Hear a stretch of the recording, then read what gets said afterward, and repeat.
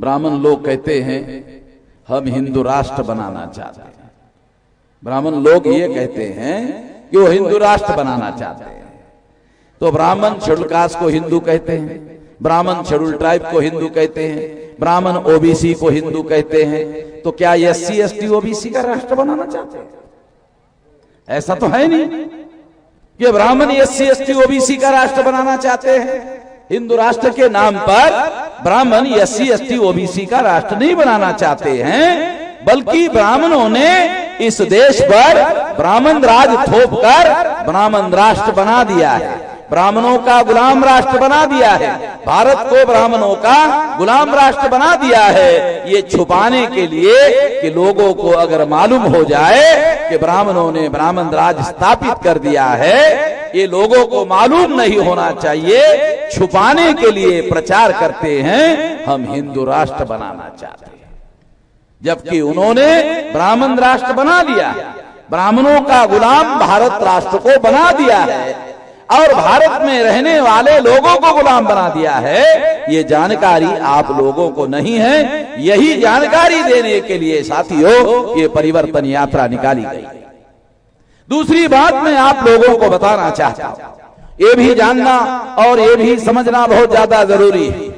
इस देश में 26 जनवरी 1950 को संवैधानिक लोकतंत्र बाबा साहब अम्बेडकर के द्वारा लागू किया गया। संवैधानिक लोकतंत्र लागू करने के बाद भी ब्राह्मणों ने जो षड्यंत्र किया, वो षड्यंत्र अपने आप में दुनिया में बहुत भयंकर षड्यंत्र है। इस षड्यंत्र को मैं आप लोगों को पर्दाफाश करके बताना चाहता हूं। साथियों, इस देश में जो विधायिका है, जहां कानून बनाया जाता है, तो 2009 में 375 सीटों पर ब्राह्मणों के पार्टी का कब्जा था और 2014 में 411 सीटों पर ब्राह्मणों के पार्टी का कब्जा हो गया है। हो नहीं गया, कर दिया गया है। और इस तरह से विधायिका पर जहां कानून बनाया जाता है, ब्राह्मणों का कब्जा हो गया है। कानून बनाने के लिए उनको 366 सीटें चाहिए, उनके पास 411 सीटें हैं। तो वो किसी भी प्रकार का कानून बना रहे हैं। संसद में उन्होंने कानून बनाया, किसानों की जमीनों को हड़प लेंगे, किसानों की जमीन को जबरदस्ती एक्वायर करेंगे, कानून बना दिया। और बगैर चर्चा के, बगैर डिस्कशन के, बगैर डिबेट के कानून पास कर दिया। तो इस तरह से साथियों ये षड्यंत्र उन लोगों ने किया। ये षड्यंत्र हम लोगों को समझना बहुत ज्यादा जरूरी है, बहुत ज्यादा आवश्यक है। तो विधायिका पर आज के तारीख में ब्राह्मणों का कब्जा हो गया है, कब्जा कर दिया है। दूसरा है कार्यपालिका। मैं जो बोल रहा हूं उसके तरफ ध्यान दो। मैं जो बोल रहा हूं, बैठो अपनी जगह पर, बैठो बैठो। गांव में जब हाथी आता है ना, हाथी गांव में, तो उस पर कुत्ते बहुत भौंकते रहते हैं। आप लोगों को ध्यान रखना चाहिए। गांव में जब हाथी आता है तो बहुत कुत्ते भौंकते हैं। और एक गांव में ऐसे हुआ, हाथी चल रहा था तो एक कुत्ता आकर भौंकने लगा। तो हाथी ने पीछे मुड़कर नहीं देखा कि कौन कुत्ता भौंक रहा है। भाई, कुत्ते ने पीछे मुड़कर नहीं देखा, मगर तुम देख रहे हो। हाथी ने नहीं देखा कि कौन कुत्ता भौंक रहा है। तो कुत्ते को लगा अरे हाथी मेरे तरफ देख नहीं रहा है। तो वो 2-4 कुत्तों को लेकर आया, अपने भाइयों को लेकर आया और 4-5 कुत्ते मिलकर भौंकने लगे। फिर भी हाथी ने नहीं देखा। जब फिर भी हाथी ने नहीं देखा तो एक एक कुत्ता करते चला गया, ये सोचकर कि यार ये हाथी तो हमारे तरफ देख नहीं रहा है। कुत्ते की एक साइकोलॉजी होती है, अगर वो भौंक रहा है, अगर तुम ध्यान दो तो ज्यादा जोर से भौंकता है, ध्यान नहीं दो तो सोचता है अरे हमारे तरफ साला कोई ध्यान नहीं दे रहा है। डिस्करेज होके चुपचाप हो जाता है। काहे को ध्यान दे रहे हो भाई, भौंकने दो। तुम मेरी तरफ देखो, जो मैं कह रहा हूं वो भेजे में डालो, दिमाग में डालो, उससे काम होगा। ऐसे भोगते ही रहते हैं, उसको ज्यादा चिंता करने की क्या जरूरत। मैं तो सारे देश भर में बगैर हथियार से जो जागृति कर रहा हूं, बोल रहा हूं, तो देश में बहुत सारे ब्राह्मण जो है वो मेरे विरोध में भोंक रहे हैं, बहुत भोंक रहे हैं, मगर मैंने उनके तरफ ध्यान देना नहीं है। मेरे सामने लक्ष्य है, उद्देश्य है, और उद्देश्य को ध्यान में रखते हुए मैं उद्देश्य की दिशा में आगे बढ़ रहा हूं। जैसे महाभारत में कथा है कि अर्जुन को केवल मछली की आग दिखाई देती थी, अगर उसको मछली दिखाई दी होती तो उसका निशाना चूक गया होता। उसको केवल मछली की आग दिखाई देती थी, इसलिए उसने लक्ष्य को साध्य किया। हमें भी हमारा केवल लक्ष्य दिखाई दे रहा है, बाकी हमें कुछ नहीं दिखाई दे रहा है। बाकी कोई कुछ भी करता रहे, हमें ध्यान देने की जरूरत नहीं है। इससे ध्यान भटक जाता है, इससे एनर्जी वेस्ट हो जाती है, एनर्जी लॉस्ट हो जाती है, एनर्जी डाइवर्ट हो जाती है। सफलता हासिल करना है तो एनर्जी को कॉन्सेंट्रेट करो, एनर्जी को केंद्रित करो। अगर कांच पर सूरज की किरणें इकट्ठा करो और कांच जो है वो कागज पर डालो तो कागज में आग लग जाती है कंसंट्रेशन से। कंसंट्रेशन बहुत बड़ी ताकत है, बहुत बड़ी शक्ति है, उसको ध्यान दो। मैं आपको बता रहा कि इस देश में विधायिका पर ब्राह्मणों ने कब्जा कर लिया है। कोई बताने वाला नहीं है मेरे अलावा, क्योंकि किसी के दिमाग में होगा तब ना बताएगा। किसी के साथ दिमाग में है ही नहीं, क्या बताएगा। अकल भी तो चाहिए समझने के लिए। अगर नहीं समझ में आता है तो क्या बताएगा, जो उसको खुद ही समझ में नहीं आता तो क्या बताएगा। इसलिए विधायिका पर ब्राह्मणों ने कब्जा कर लिया। हमारे तमाम पिछड़े वर्ग के नेता भी ये बात हमारे लोगों को बता नहीं रहे। और जब हम ऐसा बताते हैं कि ब्राह्मणों ने 411 सीटों पर कब्जा कर लिया, तो हमारे पिछड़े वर्ग के लोग कहते हैं, SC ST OBC के लोग कहते हैं कि वामन मेश्राम गाली दे रहा है। अब बता, कोई गाली है? 411 सीटों पर ब्राह्मणों ने कब्जा कर लिया, कोई गाली है? अरे हम तो देहात के रहने वाले हैं, गाली क्या होती है हमसे ज्यादा किसी को पता है। ऐसी गाली होती है देहात में, अगर हम यहां बोलना शुरू करें तो ये माइक बंद पड़ जाएगा, इतनी खराब होती है। गाली क्या होती है हमें पता है ना, हम तो देहात के रहने वाले लोग, इसलिए हम गाली नहीं बोल सकते। कोई सभ्य आदमी माइक पर गाली थोड़ी बोल सकता है ना। हमने जिंदगी में कभी कोई गाली देने का काम किया। हम तो समीक्षा कर रहे हैं, और समीक्षा तो पार्लियामेंट में होती है, समीक्षा तो प्लानिंग कमीशन में होती है, समीक्षा तो सारे दुनिया में होती है, समीक्षा तो यूनिवर्सिटी में सब्जेक्ट है, पढ़ाया जाता है। अरे तो समीक्षा कर रहे भाई, गाली नहीं दे रहे। मगर ऐसा बहुत सारे लोगों को, हमारे ही पिछड़े वर्ग के लोगों को ऐसा लगता है कि हम ब्राह्मण के बारे में कह रहे हैं। हम ब्राह्मण जाति के बारे में नहीं कहते हैं। ब्राह्मण डीएनए के अनुसार विदेशी है, ब्राह्मण डीएनए के अनुसार विदेशी है। एक बार एक आदमी ने मुझे पूछा कि मेश्राम जी आप ब्राह्मणों का विरोध क्यों करते हैं? तो मैंने कहा मैं आपके सवाल का जवाब देता, पहले मेरे सवाल का जवाब दो। कहा कि पूछो। मैंने कहा गांधी जी ने अंग्रेजों का विरोध क्यों किया? कहा कि अंग्रेज विदेशी थे, इसलिए गांधी जी ने विरोध किया था। तो मैंने कहा ब्राह्मण भी विदेशी है, इसलिए मैं विरोध कर रहा हूं। अगर गांधी जी गलत नहीं थे, अंग्रेज विदेशियों का विरोध करने में गांधी जी गलत नहीं थे, तो वामन मेश्राम भी गलत नहीं है, हा? गांधी जी गलत नहीं थे तो मैं भी गलत नहीं हूं। गांधी जी ने अंग्रेज लोगों का विरोध किया, कहा विदेशी है, तो हम भी ब्राह्मणों का विरोध कर रहे हैं। वो ब्राह्मण जाति के हैं इसलिए नहीं कर रहे हैं, ब्राह्मण डीएनए के अनुसार विदेशी है इसलिए हम विरोध कर रहे हैं।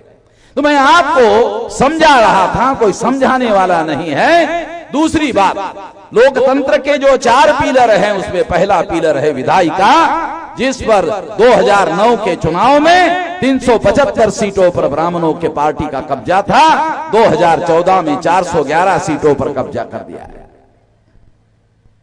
ये ईवीएम के द्वारा षड्यंत्र करके कर दिया है, और मैंने सुप्रीम कोर्ट को ईवीएम में घोटाला करके चुनाव जीता गया है, इसके सारे के सारे सबूत सुप्रीम कोर्ट में मैंने दिए। इसलिए जब मैं उत्तर प्रदेश में प्रचार के लिए कई जिलों में गया चुनाव के दौरान, तो मेरा भाषण रिकॉर्ड करने के लिए चुनाव आयोग ने आदमी भेजा। जब मैं स्टेज पर बोलने लगा तो एक आदमी मेरे पास आया, कार्यकर्ता, और कहने लगा कि मेश्राम जी, वो चुनाव आयोग का आदमी आपका भाषण रिकॉर्ड कर रहा है। मैंने कहा करने दो, अभी 2 मिनट में भगाता हूं, तुम देखते रहो। तो मैं जिस विषय पर भाषण कर रहा था बंद कर दिया और चुनाव आयोग के विरोध में भाषण शुरू कर दिया। जो मेरे पास सबूत थे चुनाव आयोग के विरोध में, सारे देश की जितनी पार्टियां हैं चुनाव आयोग को डरती है, सारे के सारी पार्टियां चुनाव आयोग से डरती है। और मैंने जब चुनाव आयोग पर भाषण करना शुरू कर दिया तो चुनाव आयोग का आदमी जो मेरा भाषण रिकॉर्ड कर रहा था उसने सोचा चुनाव आयोग ने तो वामन मेश्राम का भाषण रिकॉर्ड करने के लिए बोला, और ये तो चुनाव आयोग के ही विरोध में बोल रहा है। साला मेरा पैसा तो चुनाव आयोग नहीं देगा। अगर मैं चुनाव आयोग के विरोध में बोला हुआ भाषण रिकॉर्ड किया तो उसने इधर उधर देखा, गमछा निकाला और जो रिकॉर्डर था वीडियो को ऊपर डाल के झोला में डाला, इधर उधर देख के चला गया। दूसरा कार्यकर्ता फिर दोबारा स्टेज पर आया कि वो चला गया। मैंने कहा मैं देख रहा हूं वो जा रहा है। सारे देश की पॉलिटिकल पार्टी के लोग द्वारा डराए जाते हैं, एक मैं हूं जो चुनाव आयोग मेरे से डरता है। उत्तर प्रदेश में दोबारा चुनाव आयोग ने मेरे सभा में कोई आदमी नहीं भेजा, क्योंकि वो चुनाव आयोग को मालूम है मेरे पास सारे सबूत है उसके मुंह के बदमाशी के, किसी के पास नहीं है, अकेले मेरे पास है चुनाव आयोग के बदमाशी के सबूत। वो इसलिए मेरे को डरता है, बाकी किसी को नहीं डरता है। साथियों, मैं आपको बता रहा था कि लोकतंत्र के जो 4 पिलर हैं उसमें पहला पिलर है विधायिका। ये जो विधायिका है इस पर ब्राह्मणों ने कानून और संविधान के विरोध में जाकर कब्जा किया। दूसरा पिलर है कार्यपालिका जो IAS IPS IRS से बनता है। इसमें 79.2% प्रथम श्रेणी के अधिकारी ब्राह्मण और तत्समूचे जाति के लोग हैं। इस तरह से ये कार्यपालिका पर भी ब्राह्मण का ही कब्जा है। उसके बाद में तीसरा है न्यायपालिका। उसमें हाई कोर्ट और सुप्रीम कोर्ट में 97% ब्राह्मण और तत्समूचे जाति के लोगों का कब्जा हो गया है, कर दिया गया। तीसरा पिलर भी लोकतंत्र का ब्राह्मणों ने कब्जा कर दिया है। चौथा पिलर है मीडिया। मीडिया 4 प्रकार का है। इलेक्ट्रॉनिक मीडिया, ब्राह्मण बनिया का कब्जा। प्रिंट मीडिया जिसमें अखबार और किताबें छापी जाती हैं, उस पर भी ब्राह्मण बनिया का कब्जा।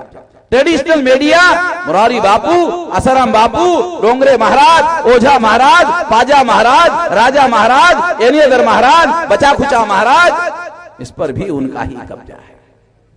चौथा मीडिया है होकल मीडिया।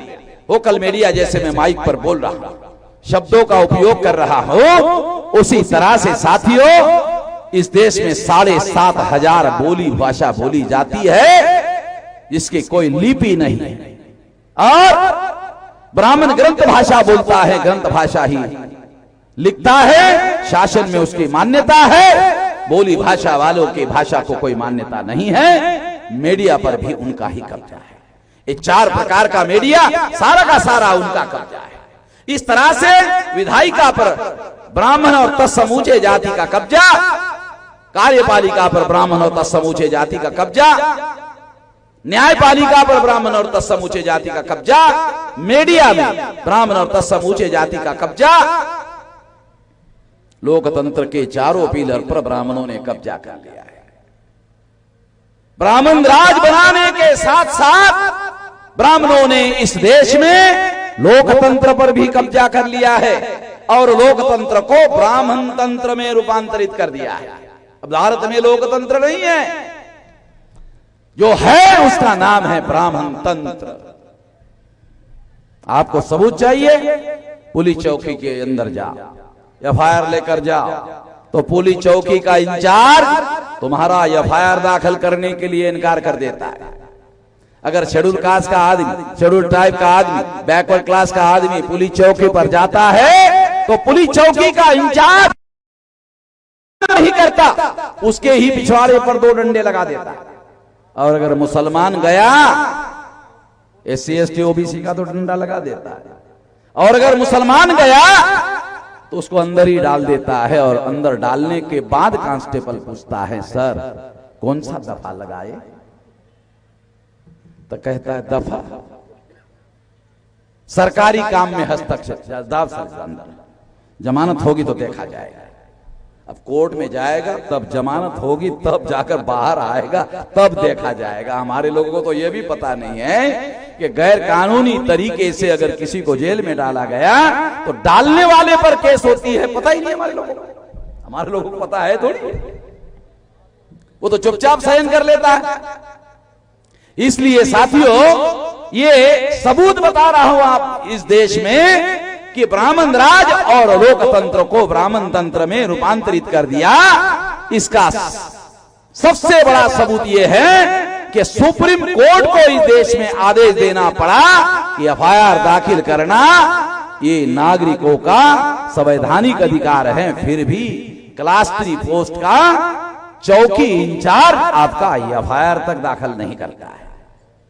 ये ब्राह्मण राज और ब्राह्मण तंत्र का सबसे बड़ा सबूत है। ब्राह्मणों के द्वारा, ब्राह्मणों के लिए और ब्राह्मणों के माध्यम से जो तंत्र चलाया जाता है उसे कहते हैं ब्राह्मण तंत्र।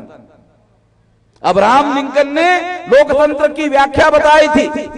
लोगों के लिए, लोगों के द्वारा, लोगों के माध्यम से, लोक कल्याण के लिए जो है वो लोकतंत्र। इसी तरह से ब्राह्मणों के द्वारा, ब्राह्मणों के माध्यम से और ब्राह्मणों के लिए जो तंत्र चलाया जाता है वो तंत्र ब्राह्मण तंत्र है। और ब्राह्मण तंत्र में लोकतंत्र को उन्होंने रूपांतरित कर दिया है। ये कुल जमा 72 ईयर आजादी का रिजल्ट है। ये परिस्थिति है। इस वजह से साथियों, हमारी किसी भी समस्या का समाधान नहीं हो रहा है। हमारे किसी भी समस्या का समाधान नहीं हो रहा है। दूसरी एक और बात, जो समस्याओं का समाधान हो चुका था वो समस्याएं नए सिरे से पैदा हो रही है। रिजर्वेशन का मामला हल हो गया था, दोबारा पैदा हो गया। स्कॉलरशिप का मामला हल हो गया था, दोबारा पैदा कर दिया। आप इस देश के मूल निवासी है, मगर आपके पास आधार कार्ड है तो है, आप नागरिक नहीं तो आप नागरिक नहीं है। आप जिंदा है और मैं खुद ही अपने आप का परिचय दे रहा हूं, मैं हूं। नहीं तो कहता है कार्ड है क्या, तुम हो, इसका कार्ड है क्या? अबे तो मैं खुद ही हूं, मेरे को कोई नहीं पहचान रहे। तो तुम्हारा कार्ड है क्या, कागज में है क्या? तुम है, इसका कागज में सबूत है क्या? जिंदा आदमी को कोई नहीं पहचान रहा है, बोलता कागज है क्या तुम होने का? ये स्थिति है, ये परिस्थिति है। ये परिस्थिति इस देश में पैदा कर दी गई है। इसलिए साथियों, शेड्यूल कास्ट की समस्याओं का समाधान नहीं हो रहा है, उनके ऊपर अत्याचार हो रहा है। पिछले समय में 2 अप्रैल को भारत बंद हुआ, 13 शेड्यूल कास्ट और शेड्यूल ट्राइब लोगों को पुलिस वालों ने गोली से मार दिया। फिर ब्राह्मणों ने बंद करवाया, ब्राह्मणों ने रेल रोका, ब्राह्मणों ने बस रोका, ब्राह्मणों ने बस चला दिया, एक भी ब्राह्मण नहीं मारा। पुलिस वालों ने एक भी गोली नहीं मारा। हमारे आदमी ने कोई रेल नहीं रोका, फिर भी मारा। तो इसका मतलब यह है कि आपकी जान नहीं है, आपकी जिंदगी नहीं है, आपका अधिकार संवैधानिक अधिकार नहीं है। ये कारण है कि भारत में ब्राह्मण राज ब्राह्मणों ने स्थापित कर दिया है। इसलिए साथियों, शेड्यूल कास्ट पर अन्याय हो रहा है, शेड्यूल ट्राइब पर अन्याय हो रहा है, ओबीसी पर अन्याय हो रहा है, नॉमिनेटेड ट्राइब पर अन्याय हो रहा है, एमबीसी पर अन्याय हो रहा है, मुसलमान पर अन्याय हो रहा है, सिख पर अन्याय हो रहा है, बुद्धिस्ट जैन पर अन्याय हो रहा है, लिंगायत पर अन्याय हो रहा है, क्रिश्चियन पर अन्याय हो रहा है। सभी लोगों पर अन्याय हो रहा है। जिनकी संख्या 85% है उन पर अन्याय हो रहा है। अन्याय कौन कर रहा है? 3.5% ब्राह्मण अन्याय कर रहा है और 85% पर अन्याय कर रहा है। बड़ी अजीब किस्म की बात है। 3.5% ब्राह्मण 85% पर अन्याय कर रहा है। बड़ी हैरान करने वाली बात है। क्यों अन्याय कर रहा है? क्योंकि 14 अगस्त 47 तक अंग्रेज भारत का शासक वर्ग था और 15 अगस्त 47 से ब्राह्मण भारत का शासक वर्ग हो गया। 14 अगस्त 47 तक अंग्रेज भारत का शासक वर्ग था। 15 अगस्त 47 से शासक वर्ग हो गया है। क्या मतलब है? शासक वर्ग का मतलब है उसके नियंत्रण में मिलिट्री है, उसके नियंत्रण में एसआरपी है, उसके नियंत्रण में सीआरपी है, उसके नियंत्रण में बॉर्डर सिक्योरिटी फोर्स है, उसके नियंत्रण में पुलिस फोर्स है, उसके नियंत्रण में हर प्रकार का फोर्स है। उसके नियंत्रण में जो फोर्स है, उस फोर्स की मदद से वो हमारे लोगों पर अन्याय करता है। ब्राह्मण कभी आमने सामने आकर हमारे ऊपर अन्याय नहीं कर सकता। उसके पास इतनी ताकत नहीं है कि वो हमारे ऊपर अन्याय कर सके। हमारे पुरखों ने महाराष्ट्र में भीमा कोरेगांव में 500 लोगों ने 28,000 पेशवाओं का खात्मा किया। 500 लोग। उन पुरखों का हमारे अंदर भी खून है, अभी ठंडा नहीं हुआ, अभी भी गर्म है। और इसीलिए हम अकेले ही देश भर में घूम रहे बगैर कमांडो के। हमें किसी का डर नहीं लगता है। लड़ते लड़ते मरेंगे साले, कुत्ते की मौत थोड़ी मरेंगे, लड़ते लड़ते मरेंगे। हमारे लोगों की लड़ाई मान सम्मान स्वाभिमान इज्जत और आजादी की लड़ाई लड़ते लड़ते लड़ेंगे, लड़ते लड़ते मरेंगे। और ऐसे ही नहीं मरेंगे, कुत्ते की मौत नहीं मरेंगे, लड़ते लड़ते मरेंगे। और कुत्ते की मौत जानते हो कैसे होती है? कुत्ता गली में पैदा होता है, गली में ही जन्म लेता है, गली में ही खाना खाता है, गली में ही टट्टी करता है, एक दिन बीमार पड़ता है, गली में ही मर जाता है। लोग कहते हैं बहुत ईमानदार था, मगर अखबार में कभी खबर नहीं आती कि फला गली का कुत्ता मर गया। सुना कभी? गली का कुत्ता मर जाता है तो अखबार में कभी खबर नहीं आती। तो इसलिए हमें कुत्ते की मौत नहीं मरना है, हमें अपने लोगों के लिए मान सम्मान स्वाभिमान स्वतंत्रता के लिए इज्जत के लिए लड़ते लड़ते मरेंगे, ऐसे नहीं मरेंगे। साथियों, ये लड़ाई हम लोगों को लड़ना है। और जिन लोगों पर अन्याय अत्याचार हो रहा है, वो अन्याय अत्याचार 3-3.5% लोग नहीं कर रहे हैं, पुलिस की मदद से कर रहे हैं। वो आमने सामने आकर हमसे लड़ने की ताकत नहीं रखते।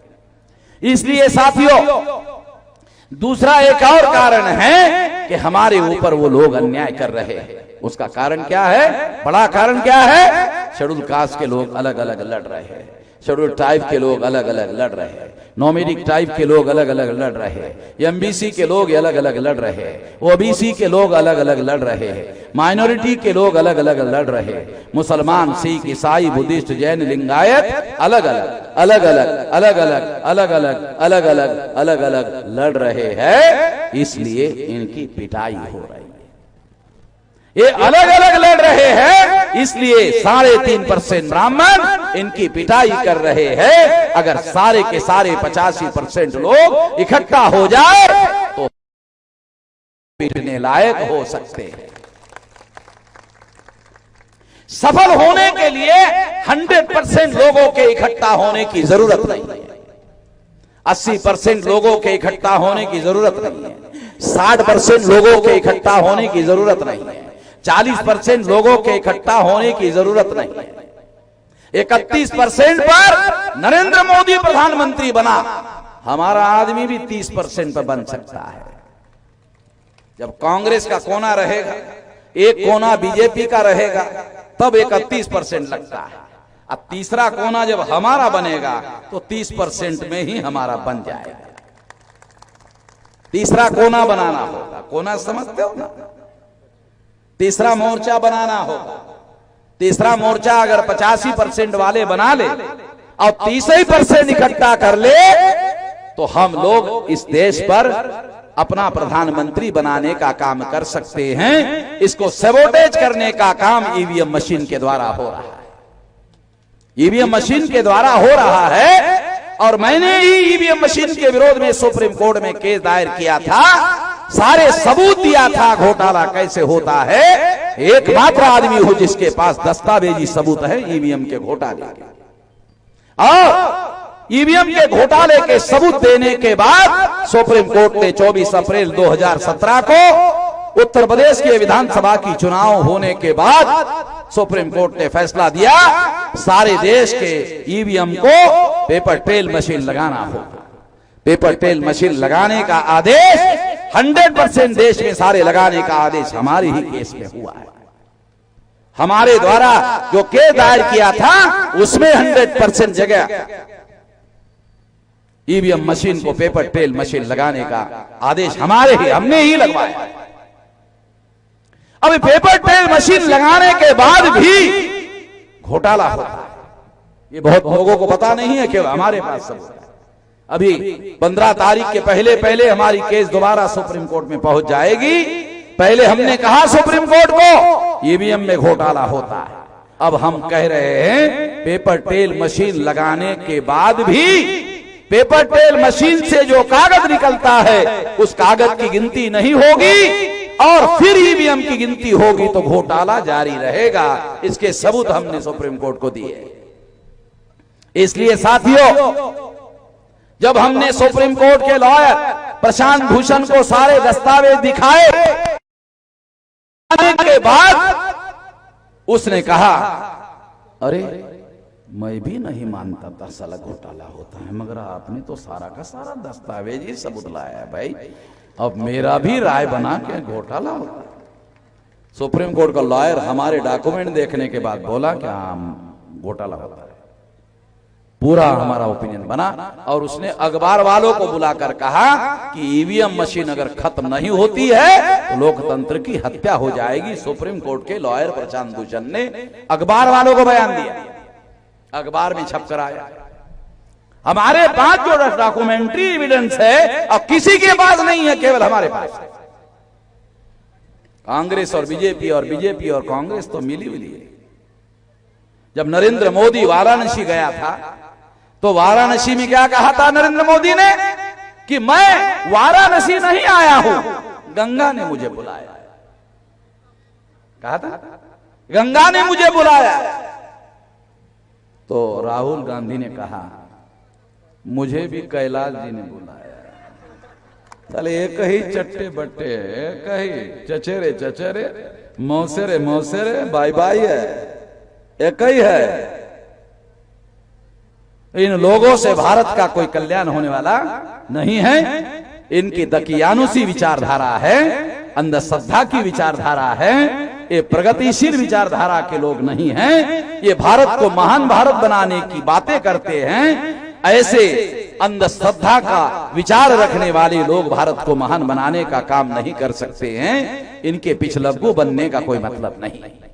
इसलिए साथियों, हम आपको कह रहे हैं, हम आपको समझाने का प्रयास कर रहे हैं कि अगर हम 85% लोग, केवल 40% लोग नहीं 30% लोग भी इकट्ठा हो जाते हैं, क्योंकि हमारे बहुत सारे लोग SC ST OBC के लोग क्या कहते हैं, मुझे आकर कहते, मेरे पास आकर कहते, क्या कहते, मिश्रम जी 85% कब इकट्ठा होगा, हमें तो समझ में नहीं आ रहा।